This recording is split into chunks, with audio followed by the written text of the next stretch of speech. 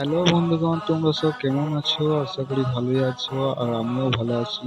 তো চলো আবারও একটি ছোট্ট ভিডিও নিয়ে চলে আসলাম, সেই সমুদ্রের ভিডিও।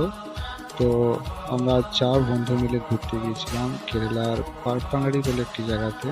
তো জায়গাটা খুবই সুন্দর, আর আবহাওয়া খুব সুন্দর ছিল। তো ভাবলাম বন্ধুদের কোনো একটি ভিডিওটা শেয়ার করি।